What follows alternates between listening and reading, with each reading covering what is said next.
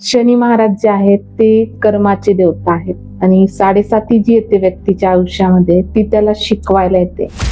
साडेसातीत प्रामुख्याने 3 गोष्टी घडतातच. सगळ्यात पहिली म्हणजे व्यक्तीला आजारपण येतं. दुसरी गोष्ट म्हणजे त्याची जी सर्वात जवळची व्यक्ती आहे तीच व्यक्ती त्याच्यापासून दुरावू शकते किंवा तीच व्यक्ती त्याला धोका देऊ शकते. आणि तिसरी गोष्ट म्हणजे आर्थिक अडचणी येतात. तुम्ही एखाद्या ठिकाणी पैसे गुंतवले असतील तर ते पैसे स्टक होतात. आता ह्या प्रत्येकाच्या बाबतीत वेगवेगळ्या घडू शकतात, कारण शनी तुमच्या कुंडलीत कुठं आहे, कोणत्या स्थानात आहे हे देखील महत्वाचे. म्हणजे काही लोकांना साडेसातीत आरोग्याचे खूप जास्त त्रास होत राहतात. काही लोक असतात की त्यांना आर्थिक त्रास होतात. मी जो अभ्यास केला त्यात मला प्रामुख्याने एक दिसलं की तुम्हाला ज्याची भीती वाटते ना तेच घडतं. आई ही माया करते आणि वडील हे मारूनच शिकवतात. तसंच शनी महाराज तुम्हाला मारून शिकवतात. जो त्रास साडेसातीत होतो तो तुम्हाला शिकवायला आलेला आहे.